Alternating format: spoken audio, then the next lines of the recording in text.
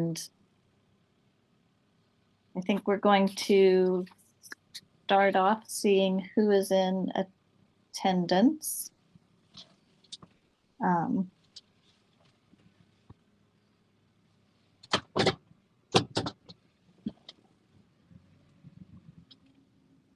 And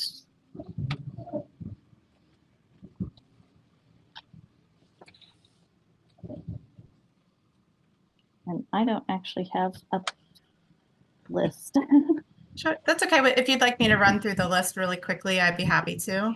If you don't mind, if you could, yeah. It looks like Councilman Inyang is present. Ms. Aguilar is present. Melissa, obviously you're here. I don't see Dan yet. Am I missing Dan Barron? He's not here yet. Mike Culp, you are here. Thank you. Chris Irwin. I don't see Chris yet. And Jeffrey York is here. Then I saw Judy. Judy Day is here. Welcome, welcome. And we're missing, I think, Yendi Phipps. I don't see him here either yet. Okay. So I think we're going to go ahead and get started. Jessica sent out an agenda. So let me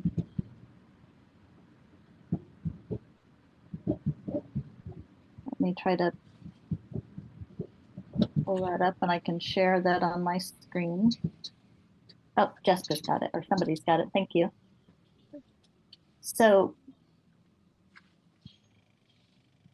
do we have any amendments to the agenda? Oh, I guess I have to call this a meeting to order. So I'd like to call to order the meeting of the Walk Bike Drive Committee for Riverdale, Town of Riverdale Park. Here's our agenda. Do we have any amendments to the agenda? Nothing from me, Jeffrey York.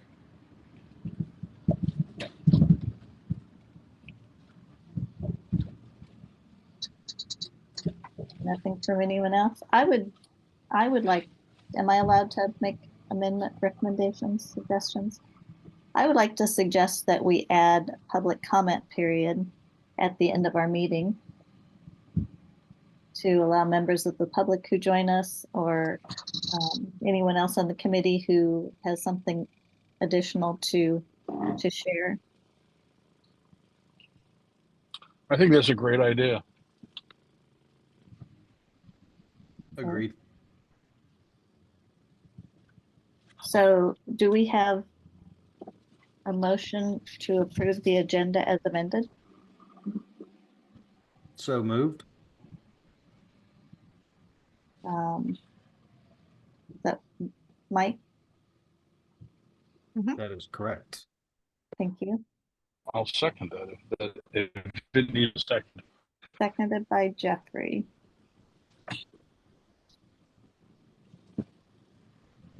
Okay. I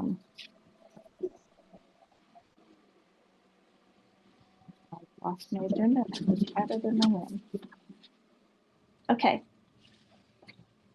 So do we have any conflicts of interest for the agenda?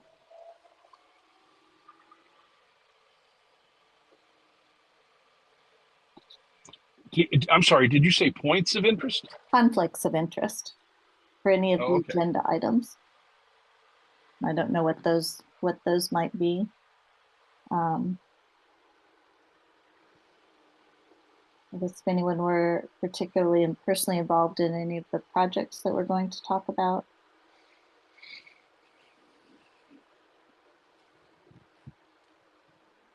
Not that I'm aware of. Anybody has any conflicts of interest? Speak up. Hearing none, we'll move on.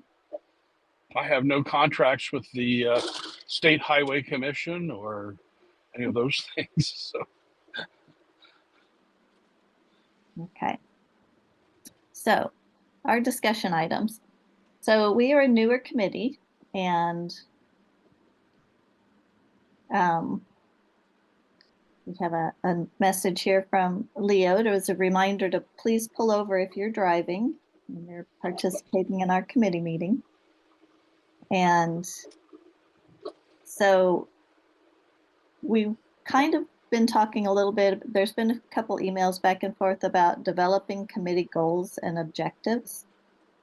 And so there are three goals and objectives that are on the agenda, but you're more than welcome to submit some other ones, and I guess we can talk about these a little bit first. So I know Dan and Mike brought up a couple of these. I can certainly talk about ADA transition plans all day, every day. So that's what I do for work. But does someone want to speak to the creating a community culture of safety? That Mike or Dan, did you maybe bring that up? If I remember correctly, Melissa, I think that was a suggestion that came from staff. I can't remember exactly. I think it was Mr. Lestitian. I think you were the one yeah, I think you brought that up last week. I just don't remember exactly the context of that. Okay. So is that something, Jessica, that you wanted, or somebody on town staff wanted to talk about, or is it something that we should be? Sure.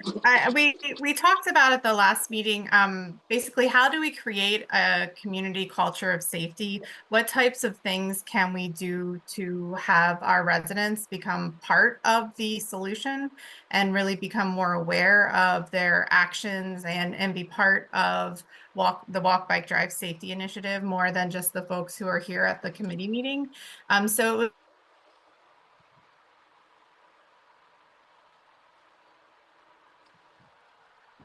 I think was more just the committee making sure that everyone's aware of those of the things that the Walk, Bike, Drive Safety Initiative involve. So it was a broad goal. It was a community-wide goal, and it was just something that the staff feel very strongly it's important to work towards creating a culture, a community culture of safety.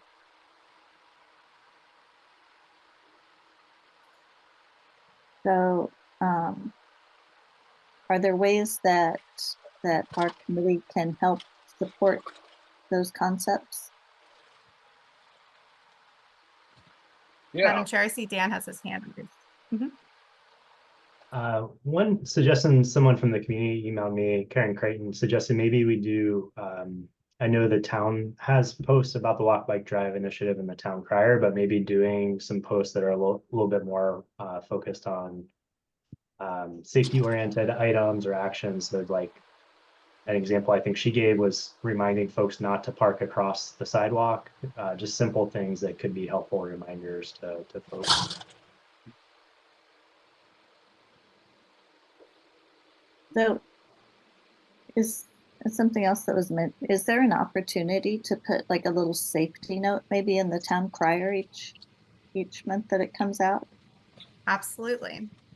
If you all we have to do is prepare it by the 15th of the month, and we can certainly put that in there. And maybe that's an idea. So when Dan was mentioning specifically the blocking the driveways or sidewalks, things of that nature, maybe that's something the committee can help with, things that you see frequently in the community, that things that we should address in our public information outreach. So I know Dan mentioned one, but I'm sure there are others that you all see day to day in the community that we should think of really focusing on. So that would be a good opportunity for the committee to weigh in here. I feel like it would be great too. This is Judy, and hi everyone. I wasn't at our last meeting, but I'm really glad to be here. But I feel like it's not just kind of telling people how to be more safe, but also like hearing from people what problems they're having. And I'll name one: people riding basically mini motorcycles on our trails. It's super dangerous. but like that's a for example, like you might not know about, and maybe the community could provide input on. So that's something that I can see, like it going both ways, the communication, having a way to receive that information. Great. Are motorbikes permitted on the trail? Motorized bikes? I Are mean, we talking about there's like a electric fine bikes? line between an e-bike and a motor. I have seen actual like gas powered motorbikes on like the Northeast Branch Trail and even the trolley trail. But even an e-bike, the ones that are just kind of like throttle, can go at pretty high speeds if someone has kind of rigged their own. So So what are the laws on that? It, yeah, Steve just put a chat in.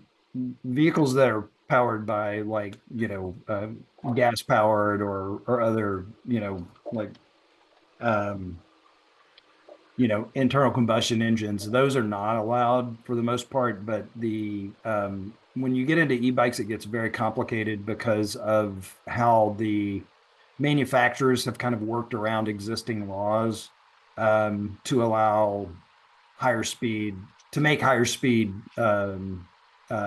e-bikes that can be compliant. So it might actually be something that we might want to have, like a speaker or some information session on, because it's actually it can get a little complicated when it comes to e-bikes. It has to do with the power level of the motor, and how and of course there are also issues with e-bike, the speed control bypasses and workarounds as well that allow them to go faster. So Dan? Is there a speed limit on these trails? I think generally it's considered to be 16 miles an hour or less is like the standard in the regional trails. I don't know if any of our local trails have other limits. Maryland's adopted kind of the class 1, 2, 3 standards for e-bikes that most other states have. So that's like bikes that can go up to 20 miles per hour. Pedal assist is 1. 2, I think, is throttle with pedal assist, or it can go up to 20 with pedal assist or a throttle. And then 3 can go up to, I think it's 30 something miles an hour. Those class 3 are typically not allowed on trails, but as Mike said, most of these things are being sold by third parties that you can download an app and eventually just change the speed limits yourself. So it's very hard to regulate based on just appearance of bikes. And there's no easy way of monitoring the speed on the trail. If someone were to monitor somebody else's speed. Is that correct? You can probably pick up speeds with counters on the trails. I'm sure there's some that pick up speeds also, but I'm not sure. I'm not sure who would do enforcement on that. I think the county. You could also have speed cameras on the trails and the sides, but you've entered into a whole new realm of enforcement that way. Yeah, and identifying. And I'm sure that there are bicycles, people on bikes who go far faster than 16, or who are able to do that.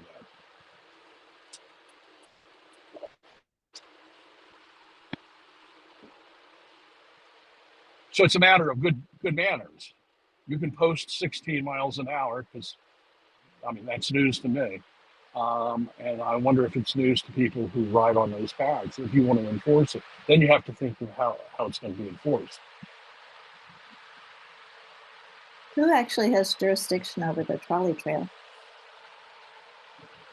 If I may, the trolley trail, and good evening, everybody. The trolley trail is owned by the Maryland National Capital Park and Planning Commission. The town has a contract to maintain it. Okay. So at a higher level of maintenance, not major reconstruction. Yeah. So any type of enforcement would go to Chief, can you weigh in on that? Sure. Hopefully you guys can hear me. I'm having problems with my signal. But we're the primary law enforcement agency. You're, You guys you're able to hear me? No.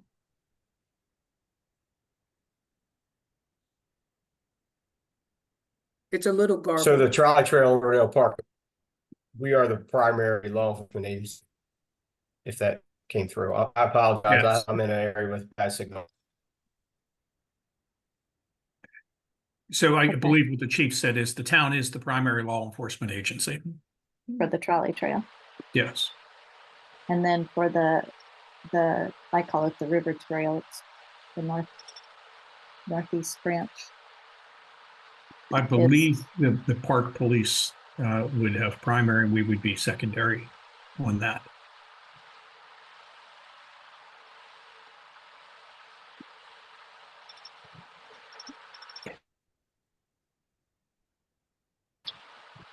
Okay, that's good to know. So, I mean, that's another item that we could put in the town crier. I'm not sure. I mean, most of those things are not a matter of awareness. They're a matter of purposely going those speeds.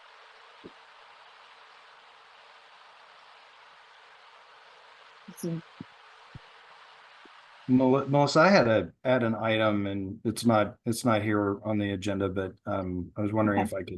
if I could suggest something. Sure. One of the goals, it would seem to me, and I think we're going to get into this a little later, is to engage with the council, engage with the staff on active projects, and to help bring our expertise to those projects and help inform them. And I know that it seems like that's really basic, but I feel like sometimes in goals and objectives you want to like say the obvious things, and that to me is like one of the really points where we could really, I think, help. So we have several active projects, and we're going to talk about a couple of them tonight. But I feel like that's one area in which like a specific activity area that the committee would focus on. I don't know if anybody had any thoughts about that.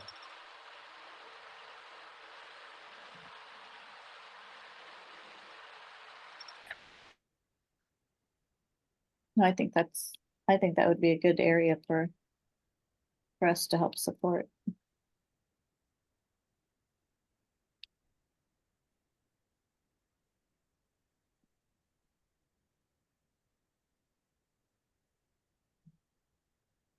So we've got a couple ideas for community culture of safety. Jessica, did you want to talk about the ADA transition plan, or was that something you wanted us to talk about? Sure, I think these items were identified in our last meeting, and I know, Melissa, you have a lot more information on the ADA transition plan. So this was a goal. It sounded like this was a goal of the committee to work towards the ADA transition plan. So we added that to the list of goals that were already discussed and potentially established. There were no objections that we were aware of to those. Okay. And I don't remember. Did we talk about what an ADA transition plan is last time? It's the city's, under the Americans with Disabilities Act, the city is responsible for removing barriers to accessibility for people with disabilities. And I believe our town has 50 or more employees, and so we have to we have to identify barriers, come up with the methods that we're going to use to remove them, come up with a schedule and when we're going to remove them, and make the plan public, do public engagement and such. So I certainly support that as being a goal of the committee, and working with the town staff to help, maybe in the committee, to help identify projects to help remove those barriers.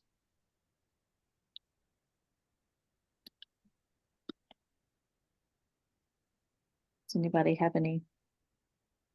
Oh, I love that idea, Melissa. Oh, I'm sorry. I see somebody else has their hand raised, so you go first. Yes, go ahead, Iflok. I think it's a great idea, and I think I'm curious about does this. I'm assuming that these barriers are sort of like town-wide and not just necessarily like the physical plant buildings, but also sidewalks, and maybe some other things like that. If anyone knows, it'd be helpful to kind of get a sense of what are the types of things that could be sort of on a list like this, and then I think we can probably try to uh, help strategize and prioritize or make some recommendations on what might make the most sense, that sort of line up in the spirit of the White Bike Walk Bike Drive program. So the ADA transition plan is meant to be an evaluation of all the programs that the town has. So the physical structures like buildings and sidewalks and crosswalks and that type of thing, but also recreational programs, the police department and their policies, where we vote, all of those types of things are actually included. But where this committee would probably be involved, it would be in the public right of way, mostly in the pedestrian infrastructure. Bikes generally aren't included, but they can be. So Judy?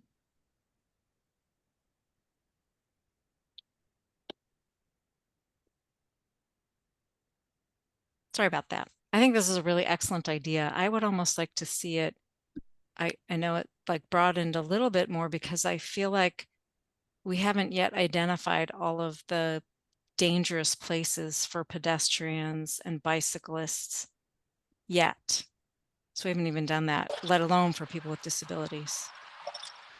But maybe I'm wrong on that, but it just seems to me like that kind of gap analysis is really important.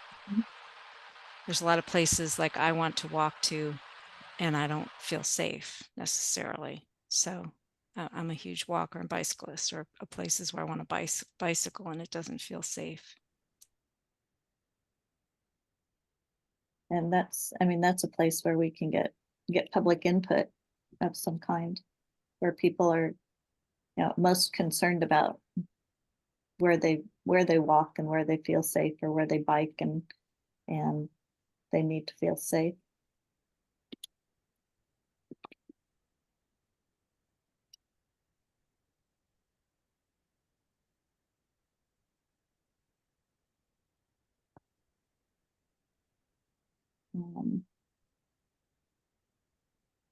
And the bicycle friendly community certification, is that something the town is currently working on? And is there a way that we can support that? I think I brought that up last meeting. So it's a certification program through the League of American Bicyclists. It's also incorporated into Sustainable Maryland, which is the certification program the town pursues regularly. And it counts towards a lot of the action items for the green team as well. Feedback from other communities that pursued it is that they get a lot of technical assistance and suggestions from the league through the application process. I think the deadline is sometime in the summer, maybe around June, but it does require a lot of information. So again, I think it would parallel nicely with kind of the Safe Streets and Roads for All work that the towns are going to be undergoing, as well as help support the green team with some of their initiatives as well. Okay.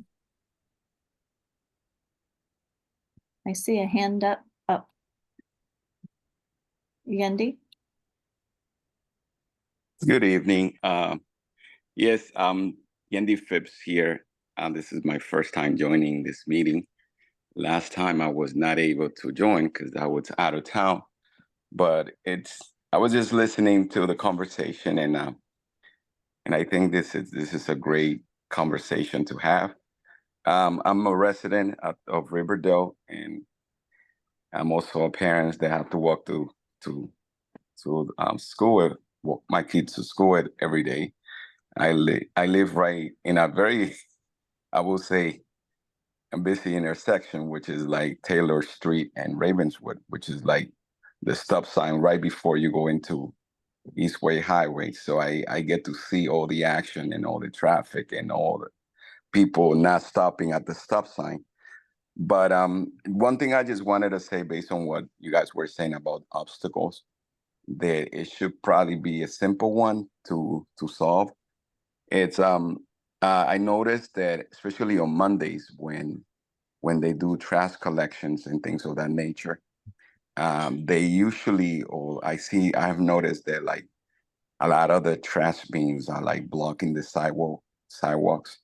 And I have noticed, no one wants to touch a trash can, especially if you're even walking your kid to school, coming back. But a lot of the times, kids have to walk around it and either like get on the streets to not to kind of get past the trash bin. So I think that if we kind of reach out to the company that handles that, probably be a good thing to do to kind of alleviate that. I mean, it's a little thing, but I think little by little we can kind of improve, make our area more safe. No, that's a really good point. And it's one of the things for accessibility too, because I can step off the curb and walk around a trash can, but a person who uses a wheelchair doesn't have that opportunity. So that's something that maybe we could encourage town staff to have a conversation with trash pickup, with Bates. Madam Chair, may I ask a clarifying question? Uh-huh. Mr. Phipps, are you saying the haulers are putting the empty trash containers back on the sidewalk? I'm sorry, I thought I turned that off. Or residents? I think it's more of the haulers, like, after they empty the trash cans, depending on the area. For example, like right at the corner of Eastway Highway, there is like in Taylor, there's not much space to kind of leave a trash can. And sometimes the spaces are taken by cars. So they tend to leave it like right in the middle of the sidewalk. And another thing is that, which is one thing that have always been in my mind. I feel like, the sidewalks around the area are very narrow. So which also makes, walking very difficult, especially if you like during school's hour, like, and kids walking to school.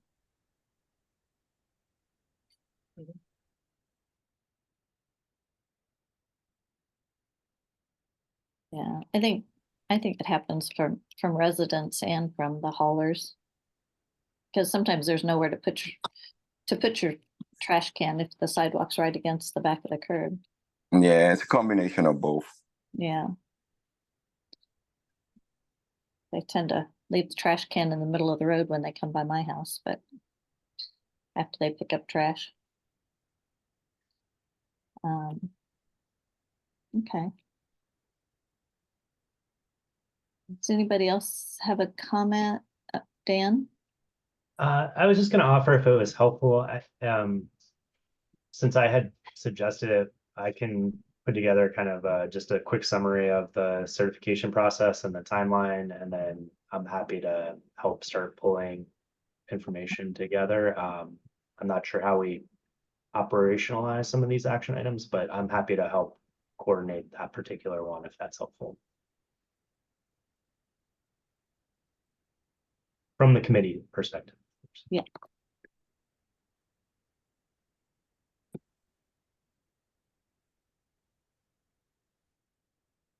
Melissa, I had a couple other suggestions to here, and again, they're maybe a little bit more broad, but I just felt kind of compelled to mention them, if that's okay. No, that's great. thank you. One is, I think a lot of the town's issues have to do, it's to me a pretty a clear thing to most folks living here is that we really need to calm traffic and reduce speeds and of vehicles, and particularly in areas where we have a lot of conflicts and crossings and other things. And this is, I think, affected all of us. And we have a lot of, we have a lot of cut through traffic. We have people who really don't pay attention to stop signs or other things. But reducing speeds is, I feel like, just trying to provide our technical expertise and our suggestions to the town, to try to inform and that, that outcome, or try to help achieve that outcome, I think is really, really important. And so that was one item. And the other was, I feel like, one of the motivations of doing this project had to do with the tragedy of the two children being killed at Riverdale Elementary. And one of the things that, I feel like we have to have some kind of like special focus on schools and school safety. And so those were just two things I just felt like it would be good to mention, and see if there's any other reaction to those items from the committee.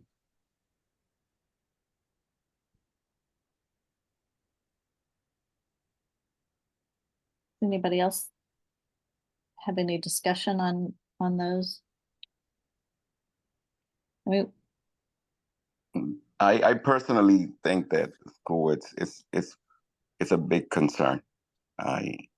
I get to see it every day in around school, after school. So I like the sidewalks around the school. So I think it's definitely something that we should consider talking about.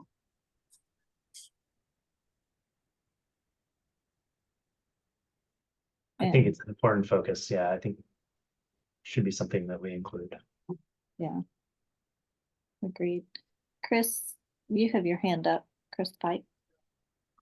Yeah, I think, I don't know if there's any one with GIS or some kind of, when I started thinking about this committee, I started thinking of just like a giant map, above Jessica's, head in her office with pins in it of like danger spots, different things like that. But there's a much better way of doing that. Is there, I think that's one thing to kind of start on, is how to, again, it's such a broad topic, identifying the areas that are most critical, the high density populations, areas where we have, documented issues. The police force will be able to kind of probably give some information on areas that, we see reoccurring offenders or issues. So once the kind of the areas are kind of grouped and consolidated and put in different types of buckets, then I think solutions can start being looked at there, from, large, expensive ones to, relatively simple, cheap, and quick to deploy ones. Paint, visually changing things up. I think most of us have gone down Route 1 and have seen the, now that finally the Route 1 project is complete, up to 193, just the simple, not that we need to do anything near like that, but just the simple adding of green paint just changes kind of people's perspective whenever they drive. And that's not necessarily going to be a long-term fix for anything, but that can be relatively cheap and easy to deploy and can make a short-term impact. So I think if there's a way, because we can sit there and talk about all of these broad spectrum things too, but until it kind of gets narrowed down and kind of put into buckets, and I think that would help town staff be able to then recognize, this type of mitigation, which would be, is it the paint, or is it a message board, or is it something a little bit more complicated, pouring curbs, expanding sidewalks? All of those have dollar values, and we obviously don't have unlimited budgets. So being able to identify what the issue is, and then start placing just rough order magnitude cost to the mitigation would help them prioritize the money, both short term and then long term.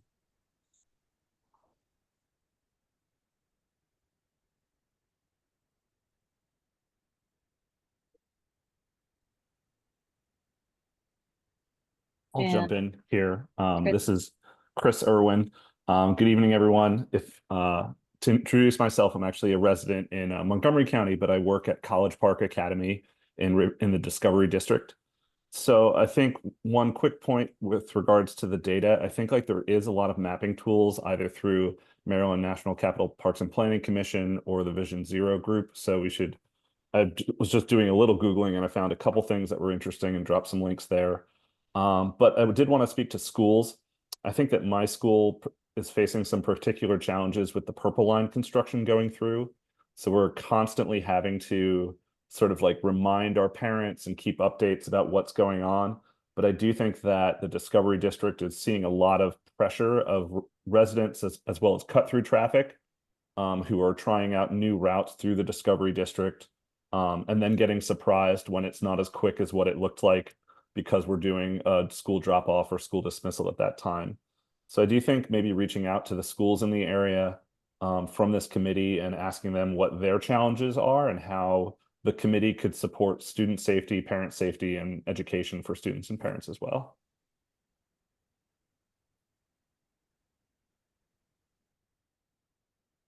I think that's a good point.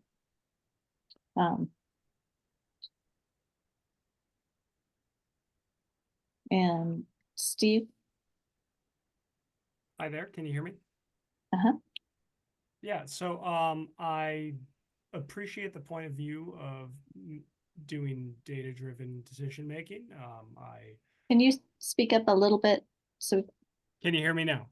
better. Thank you. Okay, so I appreciate the point of view of doing data-driven decision making, but I think there comes a point where we have to turn to action. I think the town in general has a predisposition towards analysis paralysis in many ways.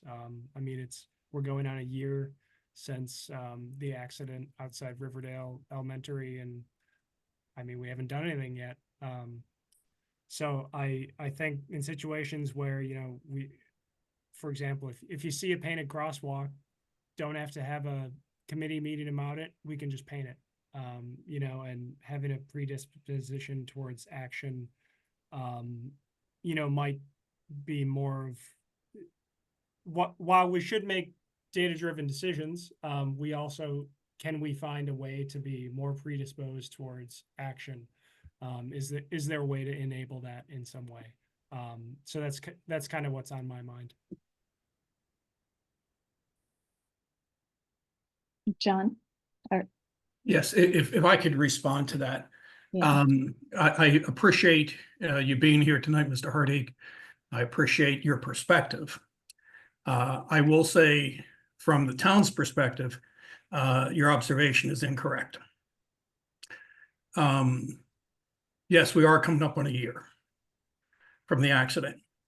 And during that time, we have completed 15 various street and road projects.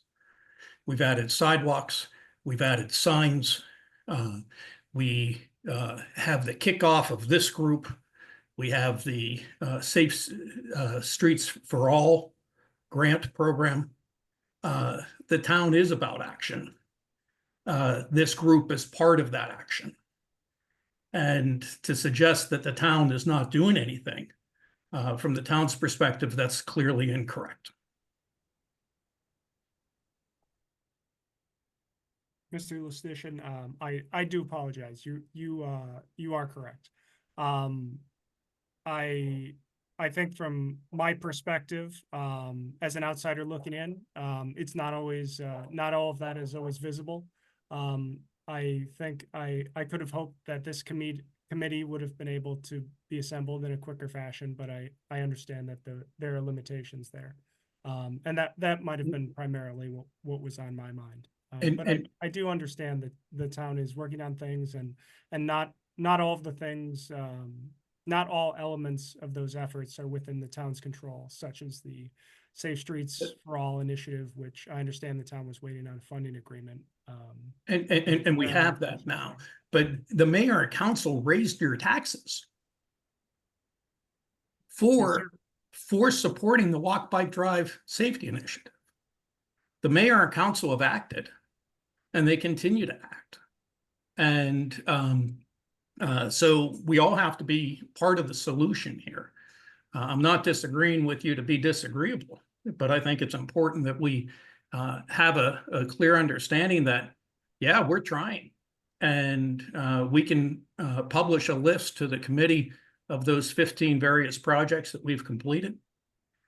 Give you a broader understanding of what it is that we are doing. Later in tonight's agenda, Director Lewis is going to report on the engineering firms that are conducting an analysis now. And we're going to bring forward, I don't know if it's going to be 15, but a whole group of projects to the mayor and council on September 30th, focused on action. And I will say government doesn't move as quickly as private industry. But by the same token, for a small town, we're nimble. And I think the elected leadership, and I stay out of politics, but the elected leadership have acted before the tragedy of last November, when this whole initiative was created in 2019. And they certainly have acted since then.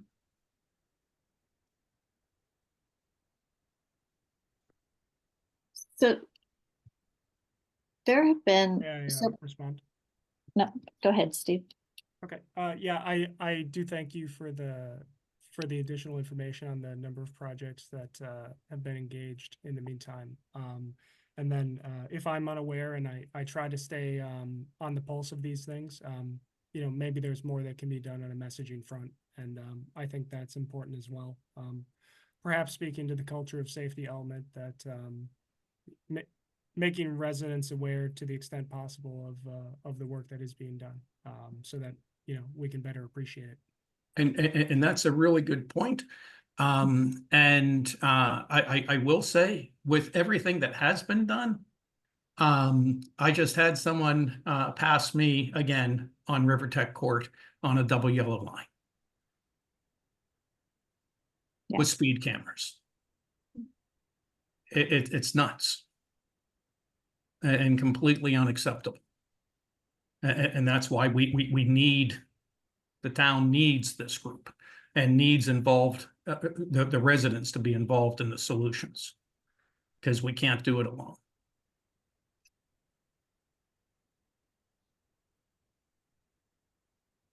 No. And that's, I think it would be helpful. So there are several things in the chat that I think I appreciate people adding to them. It looks like the town has developed an email address for safety related issues, and that's listed in the chat. Somebody suggested maybe we have a report out of the types of issues that are submitted through that email. And I think that would be really helpful to, as we get our areas focused, help us make sure that we're focusing on the right thing, or if we need to kind of address a bigger issue that we weren't necessarily aware of. So I think it would really be helpful too, because I don't think Steve's the only one. I'm not personally aware of everything the town is doing that's safety related. And I know you guys are working every day at things. So yeah, making everyone aware that, and maybe that's something that we could emphasize on the 1-year anniversary of the fatalities. I don't know that we need to emphasize that it's the 1 year. I don't know if that emotionally is the right thing to do to people, but some of the things we've done to try to improve safety for our community. Madam Chair, if I can ask a a Yes, question. If it would be the desire of the committee, we certainly can put together a summary of the various efforts that are made, because I listed a few, but the mayor and council recently acted to change our automated enforcement from just 5 days a week during the school day to 7 days a week, 24 hours. They authorized the red light camera program, which that's going to be rolling out here shortly. A new parking enforcement program to make the issuance of speed tickets. So instead of me sitting here trying to come up with the complete list and by recall, if it pleases the committee, we'll put together a summary and we can publish it, not just to the group, but that's something that when we put things in the crier, it'd be a good reminder for the community. Excuse me. right. Still recovering from COVID. But we can put things in the various social media and that sort of thing to more fully explain what's been done recently, not ancient history, but things that we're working on. Okay, no, that would be great. And then that would give us an opportunity too to publish that safety email address and to get the public involved in some of the solutions and provide input to our committee. And we certainly can provide like a quarterly update to the group on what's been reported to us and what's been done in response to those, as well as there was an email that circulated among the committee where it was recommended that we provide accident information. And I had offered in that email that we can provide a quarterly report the police department can to the committee on what the accidents have been like, because we have about I think it's nearly 800 automobile accidents a year in Riverdale Park. Chief, is that an accurate number? Is it about 800? Yes, sir, that's correct. That's a lot of accidents for a small town.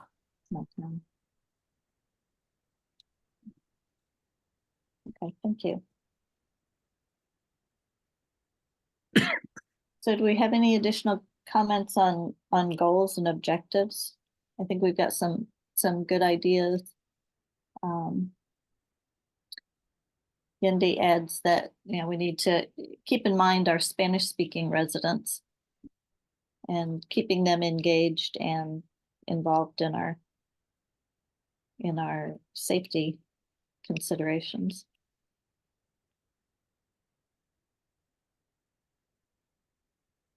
Okay, so our next agenda item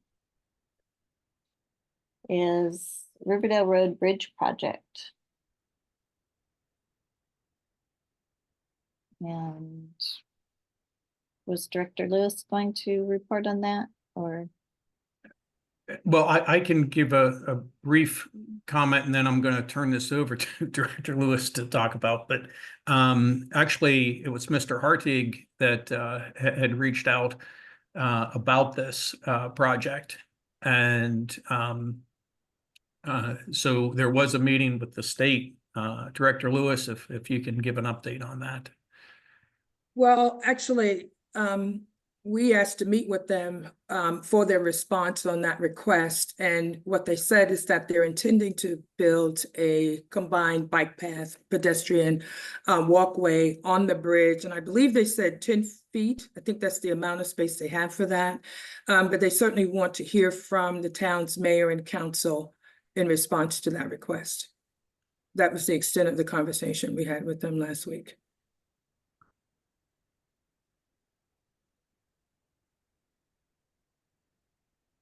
And so the staff will sort of package, and Jessica, I don't know if you have a date for that, that request and put it before the council. Is there anything that? Go ahead, Madam Chair. Is there anything that this committee can do to help support that? Or do you guys have everything under control? No, certainly the weight of this committee would be helpful, for sure. It's a I think, conversation, how folks are responding to that request. yeah, and from a staff perspective, having the committee provide input to the mayor and council, if the state's asking to hear from the council, the way the committee is designed is the council would be waiting to hear from staff as well as this committee. So any input that the committee has for the mayor and council, along with the input from residents, is very valuable. So is the town staff working to get input from residents? I mean, we could probably draft a letter from our committee. But is there an effort to reach out to the public and our community to provide input in some way? The staff have not done that. Mr. Hartig has done that. Okay. And has provided input. Can I ask a question of the chair? When you said to draft a letter, is that to draft a letter to the mayor and council? I guess we can, and I see two hands raised, so we could do it in whatever way would be most beneficial and supportive. So, from a town organization standpoint, right. I would encourage the committee to provide its input to the mayor and council, and then mayor and council would logistically state to the state what the town's position is. Okay. And I didn't see whose hand went up first, whether it was Dan or Chris Fike. Dan. Go ahead, Dan. Okay. Dan? Sorry, I lost Zoom the second I got called on. So just two things. One, I think the thing that Steve flagged around the wider pedestrian and bike path on the north side had been recommended in the Discovery District plan to improve access to the Purple Line station. So it has been consistent with that. MDOT did solicit some initial public feedback when they presented on this project back in 2021. And I'm assuming they might do something when they issue final design. I'm not sure, maybe 65%. But another topic that came up was a recommendation for a raised crosswalk where the Northeast Branch Trail crosses just between the bridge and the elementary school. And I think MDOT was also receptive to that feedback. And so I think including both of those elements would help a lot, both with connectivity for folks that are walking to the elementary school. That sidewalk's very crowded in the mornings and afternoons. And then also help calm traffic with the raised crosswalk there. And I support sending a letter of support to the council to those items, if that's the avenue for communicating that feedback. Yeah. Okay. I guess on one final note, they did mention that construction is expected in 2027. I hadn't heard that until that meeting. And it is at 65% design.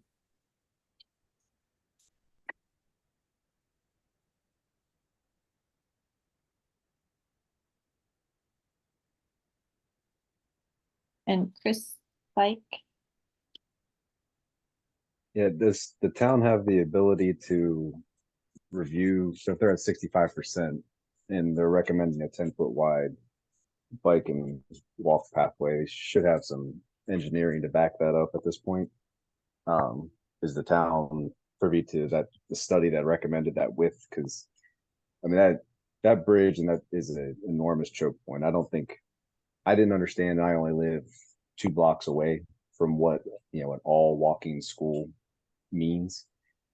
Between that half hour where the majority of kids are coming to school, it is tremendous how many people are walking down Riverdale Road in that area there. So we just need to ensure that if somebody that doesn't live here, that maybe has come out here and studied it. I do engineering design for my career, and if you only go out and look at something once, there's a pretty good chance you might miss the actual event. So if we could have the opportunity to look and see where they came up with, what numbers they used to come up with that kind of surge design to be able to handle and make that area safe, because you're only going to get one shot to build that. You want to do it right the first time on the right numbers. We did ask whether the plans were available for review by the town, and we were told not yet. Understood. Thanks. Yeah, I would heavily push as much as possible for that, because it's an amazing choke point. So yes, to make sure they understand the visually what that actually is, and they were here to see and get the design right.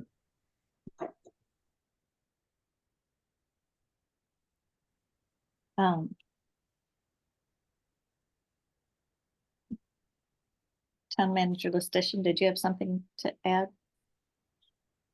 Saw a raised hand and you just disappeared.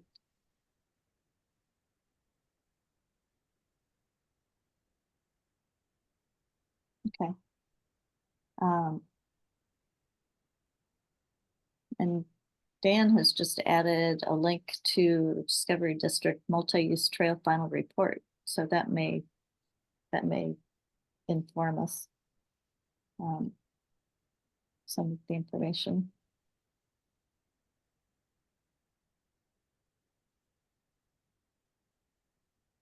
I think just to Chris's point, that was where the recommendation to go from an 8-foot wide sidewalk to a 10-foot sidewalk was included in that plan. And I think that was just at a concept level, but I think they were encouraging MDOT to widen that sidewalk while they have a chance when they're replacing the bridge. So that's something that if we draft a letter of support to the mayor and council and include some pictures with that, maybe they can include some of those pictures in their conversations. Because I know I walk that way in the morning, and I specifically go under East-West Highway, so I don't have to cross that grade. And there are hundreds and hundreds of kids and parents walking along that road. Mike? Yeah, Melissa, thank you. I had a question about the crossing, the trail, the Northeast Branch Trail crossing there at the bridge. And I'll have to go look at the thing that Dan put in the chat, but if I was remembering correctly, kind of improving the design of that crossing was also kind of part of the bridge project, and just maybe raising that kind of dangerous bridge connection there with the go as fast as you can down to hit the bridge on the north side. That particular portion, I think there was going to be some improvements on that side. The other thing I was going to ask about was one of the trail connections that I know had been talked about was one that would go and connect to the end of Queensbury by Public Works. I believe there was a concept that had been floated that there for some sort of connection there. So I didn't know if there was if that was actually part of the not the connection, but just trying to draw some attention to that crossing and some of the vertical drops and kind of need some improvement. So I thought that was part of the project, but I can't remember.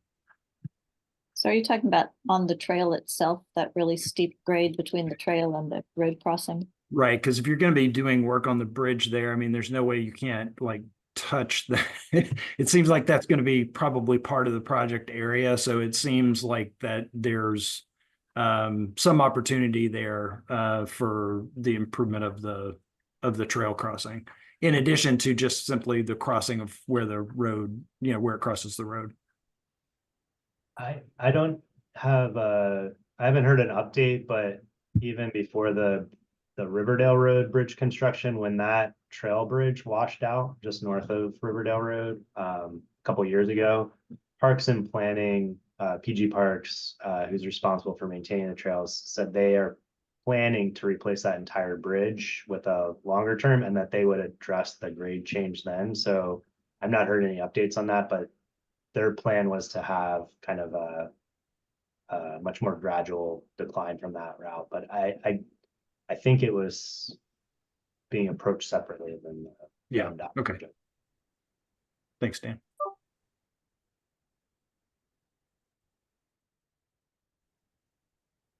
Madam Chair, if I may add a couple of updates from the Riverdale Road Bridge meeting that we had last week with MDOT. I did want to confirm that there were 2 changes to the plans that were notable that were shared with staff. And one was the raised crosswalk at the Northeast Branch Trail. So that's happening and that's included in the plans. The other thing that was interesting is that they are changing the temporary, they keep telling us temporary, the temporary pedestrian bridge that'll be in place while the construction's happening. They're going from 8 feet wide to 10 feet wide. So it sounds like that is their thought process is there to widen those areas. And then I did also want to mention that the construction of the bridge, although we're talking about it in 2027, it is likely that it will be delayed due to state budget cuts, but those are things that aren't necessarily set in stone yet. So I just wanted to share those updates that we received from MDOT earlier in the Thanks, week. Jessica, because I overlooked those too. Thank you.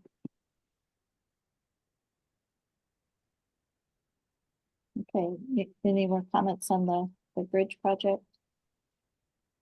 Let's move on to our next agenda item of street and sidewalk improvement, the street and sidewalk improvement projects. I will take that item, Madam Chair. The town formalized its road improvement project back in 2021 with a townwide road assessment using a relatively new application at that time anyway, called Robotics. The application collects road condition data with backup field verification as a part of the process and analyzes, stores, and maps the data on a 5-point scale. Excellent, good, fair, poor, and failed. For the last 2 years, the town has focused on road improvements rated fair, poor, and failed as funds have allowed. 13 projects were completed in fiscal year 2023, and there were actually 17 projects, Mr. Manager, completed in fiscal year 2024. The projects included typical road repair projects, crack sealing, full depth patching, milling and resurfacing. We did curb and gutter replacement, sidewalk installation and repair, speed humps. We went to the Continental crosswalk design. And of course, you've seen the number of flashing stop and pedestrian crossing signs throughout town and the protected bike path on Rivertech Court. Staff is working with one of the on-call engineers to compile the next list of road improvement projects. Field checks are occurring this week, and a preliminary list of projects is expected next week that will be presented to the mayor and council on September 30th, with engineering of the projects expected to be completed but before the end of the year. Excuse me, unlike the first 2 years, staff will not have to release a separate solicitation for construction services. Just a couple of months ago, we entered into an agreement with 3 construction companies to do on-call construction services for the next 5 years. So once the projects are engineered, we will select the contractor with the most favorable unit prices for that list of projects. This means obviously that the projects can get done sooner. And at this time, we're inviting committee members to identify or share with us any road improvement projects that you think we need to focus on in this next round of projects. You can email them to me or to Jessica, and we'll add it to the list for field check by the engineers. And with that, I'll take any questions that you have. I don't know where my voice went all of a sudden. When did you say we need to have those projects to you? Ideally, this week, if you have some on your mind already, or certainly by the end of next week, because we'd like to add that to what we take to the council. And are The those 30th, yeah. on the 30th? Okay. And are The those, staff reports are due Wednesday, so if we could have them by next week, Wednesday, we think we can get them in there. I saw you looking at me, Jessica. I saw that look on your face. Yeah. okay. Mhm. Is there a limit to the type of projects that would be considered? I'm sorry, I didn't hear that. Is there a limit to the type of projects that would be considered? Like, In of the nature of the ones that I described, but just send them forward. And we'll have an opportunity to review and evaluate them. We'll run them by our engineers and they'll tell us just, what's involved and if it's certainly supporting walk, bike, drive and improving safety in our community, definitely be considered. thank you. Okay. And if I could add just a few thoughts there. So this is for our annual, as Director Lewis said, for our annual road projects, and that's sidewalks included as well. Sure. You have an agenda item coming up to discuss where the mayor and council have parked some funds for a yet to be designated walk, bike, drive project as well. So I think Director Lewis will probably speak on that agenda item. And Madam Chair, if I can have a little bit of leeway to just talk about another project that we have an update on. Is that okay? No, that's fine. Sorry. And that is the trolley trail realignment and then the Tolley Place in Lafayette. So we have met with CSX because there's property issues involved in the Lafayette and the Tolley realignment. So that meeting has happened. And then in working with Director Lewis, we've brought on a part-time project coordinator who will be working for Ivy to shepherd those two projects, the trolley trail realignment and then the Tolley Place. There be more forthcoming publicly and then information to this committee as well as those projects begin to take some shape. And so there'll be opportunities for the committee and the public more broadly to weigh in on those two really high profile and critical projects.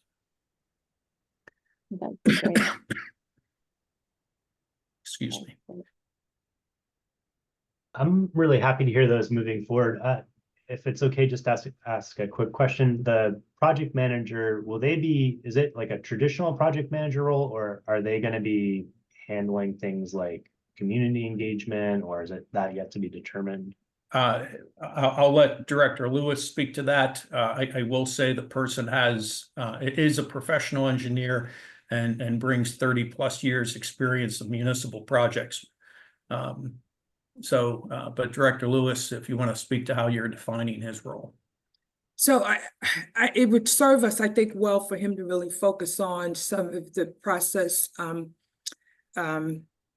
timelines and work with our project engineers on this project. It will be town staff, myself, Jessica, and Ryan Shelton, who would take the lead on soliciting community input. We actually talked about looking to this group to help us collect information in the field as your schedule allows, or as you move around the community on your own schedule, finding out from residents what their concerns are in those two project areas. So again, we're going to really protect the project manager's time because it is limited during the week, and he's a couple of hours away, but of course virtual meetings can address that. But it really will be the staff that's taking the lead on community engagement.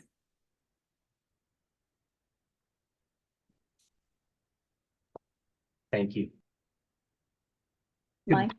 Yeah, thank you. Could we request having like a focused agenda item on this maybe in the October meeting to talk more about the project?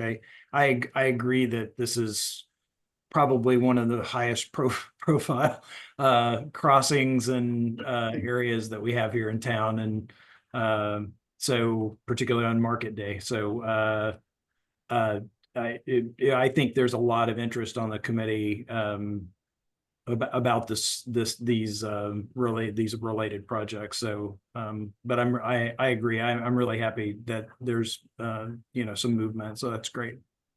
So in terms of upcoming activities, we've asked two of the town's on-call engineers to give us a proposal. Well, the project manager, Rodney Tissue, prepared a scope of work that we sent to the engineers last week, and their proposals are due on the 25th.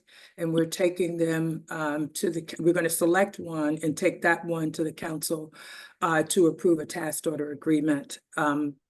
And so we should have that in place. I could certainly share that scope of work with you that the project manager prepared, and obviously the selected engineer's scope of work once it's approved by the council. And since this is expected to happen over the next 2 or 3 weeks.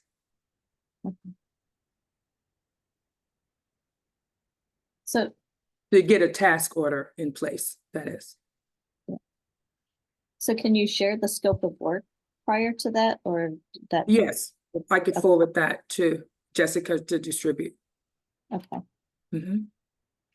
That would be helpful for us to, maybe help get people interested and involved in the process if we fully understand the scope of work and where we're going with this.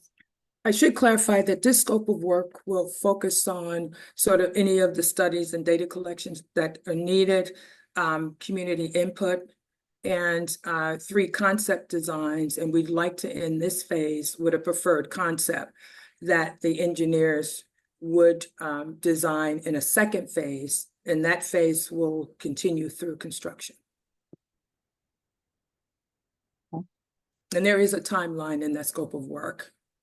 We'll have to hear back from the engineers in terms of whether or not that's doable. And the only thing I'll add, and not to keep this conversation going, but working with CSX will continue to be a challenge. And once they have our concept design, then CSX will actually assign a project manager as well to work in tandem with the town's engineers and our project staff at a cost. They will charge us for that as well. Not a surprise. So Melissa, I'm sorry to interrupt.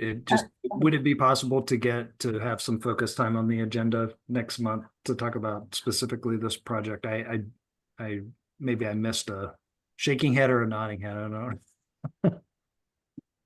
That'd be possible. Certainly. So Madam what's Chair. the date of the next meeting, Jessica? I had October the 21st, I believe. Let me double check that. So I'm not certain, Mr. Culp, that it'll be ready necessarily at the next meeting, but we had envisioned, and we were going to talk about this actually later in the agenda, but the engagement and outreach on this project specifically will be something that we will talk about at a future meeting, and just not certain on the timing quite yet. The next meeting, yes, is October the 21st at 7:30. So it'll just depend. Yeah, we won't have the engineers' proposals by then, but we could allow for a little more discussion among the committee members on the project and what we hope to get out of it and what your early thoughts are. Thank you.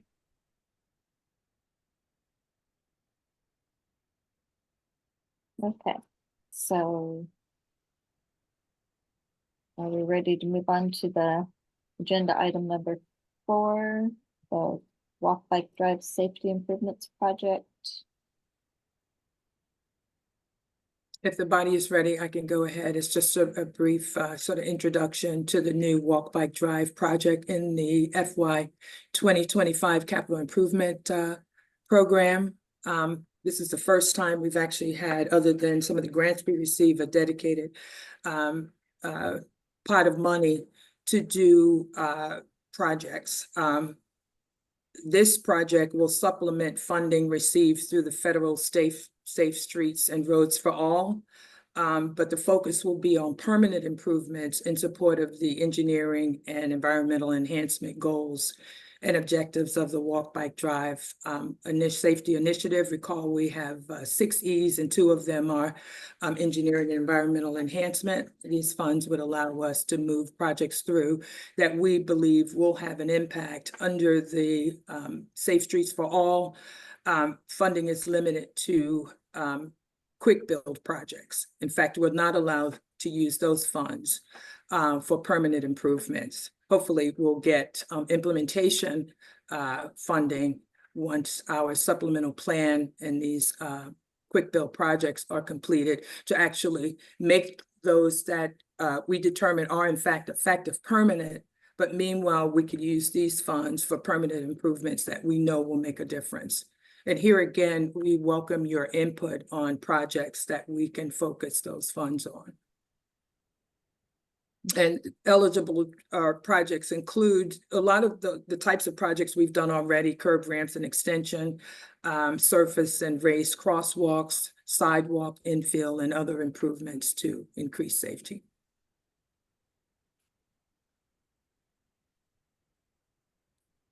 Any projects that you've been thinking about for a while certainly can be shared at this time. If you want to put them in writing, that's fine as well, or have a more focused discussion at your next meeting.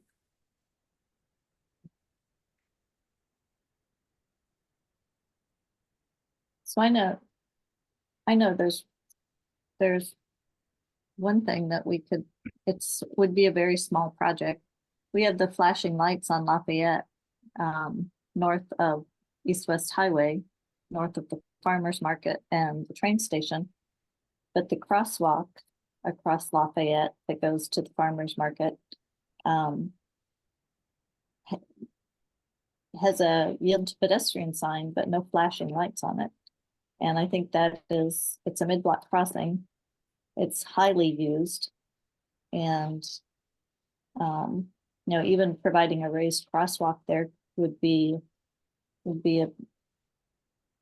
a relatively simple improvement, safety improvement, and then providing flashing lights. And the speed notification sign that is on Lafayette as you go south, it would be nice if there were actually a speed limit sign. So I know the speed limit as I'm approaching the sign, but I don't know I know how fast I'm going, but I don't necessarily know what the speed limit is. On southbound lane? Yeah. Yeah, there is one in northbound, but you're right, I don't think there is one in southbound. Yes. So it'd be nice to have that feedback of, I'm going this fast, but I should be going 20 miles an hour. A radar sign in each direction. Yeah, but having both pieces of information, I think, would be really helpful. Not just knowing how fast I'm going, but how fast should I be going? Okay. And even though it's 2 blocks up, I think people don't necessarily pay attention. But it's one of my own pet peeves. Okay, thank you. Anybody else?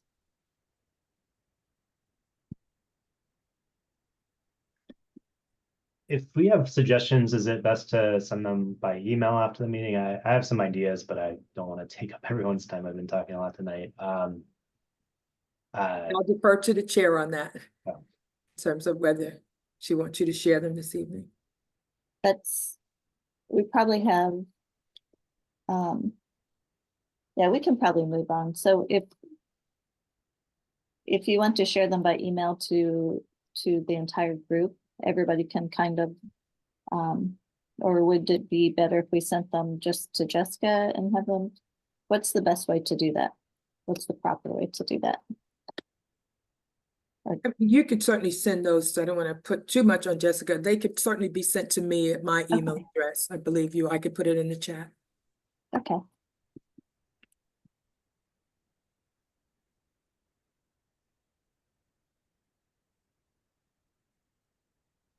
And I assume you would take those from anyone in the public, not just the committee, or would you rather have them just from committee members? How would you get that input? Or is this just What do you talking to think? neighbors and. I mean, I do mean, we that's fine to bring those if you know they have some ideas or concerns. okay. Mhm.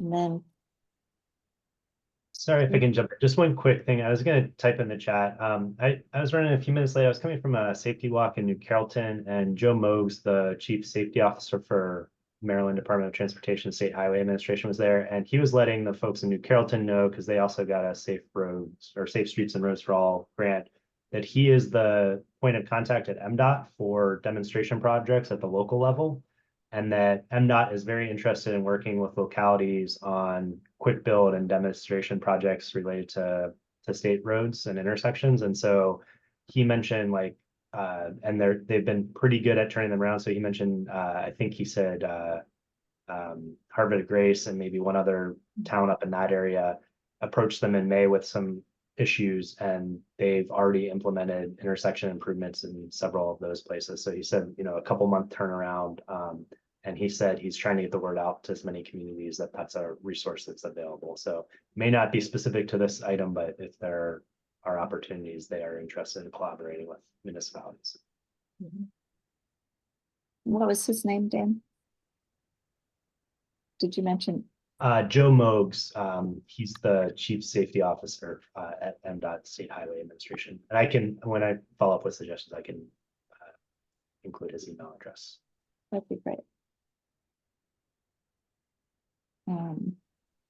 Okay, so community engagement and outreach is next on our agenda. Good evening. We have talked quite a bit about community engagement and outreach already tonight. One of the items that we were going to cover was a list of outreach events that we've held with the elementary school as well as with College Park Academy. That was something that came up at our last meeting. Chief Turner, if you're not available, I'm happy to give the list that you provided to me. Okay, I'll just proceed.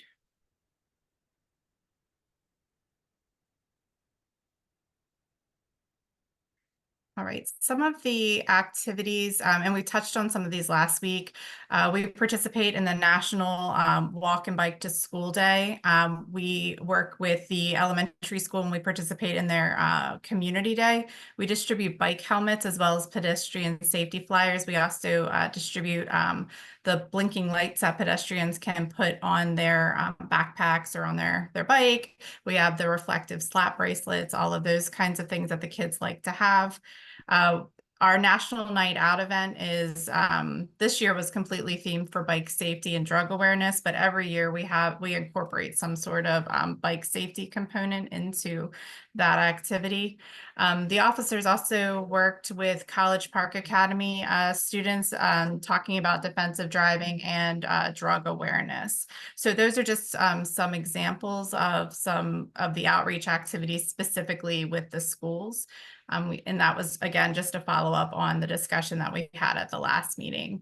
And we've already touched on specifically the outreach and engagement that will occur related to the Natoli, Lafayette, and Trolley Trail realignment. That's going to be a significant project, and we'll be coming back to the committee to talk a little bit more about that in the future to really have those plans laid out so everyone knows how they can weigh in and how they can participate in the process.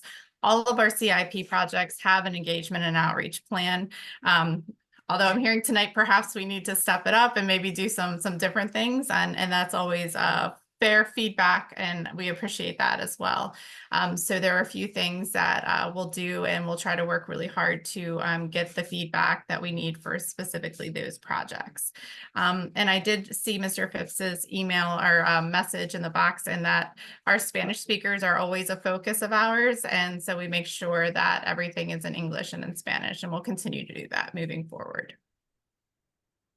I think that's everything I had to share tonight, Madam Chair. Thank you. So we had the last agenda item was for public comment. So do we have any members of the public who would like to provide any comment, or committee members, do you have any additional comments to share?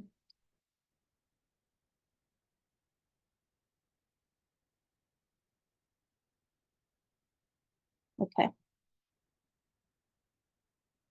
So this month I will get with Jessica and try to be a little more organized and do some more outreach to the committee itself. And then we'll look at getting an agenda for next week. And our next meeting, then if we don't have any public comments, our next meeting is Monday, October 21st, again at 7:30. And without any other comments, can we have a motion to adjourn? Motion to adjourn. Thank you. We have a second. Second. Okay.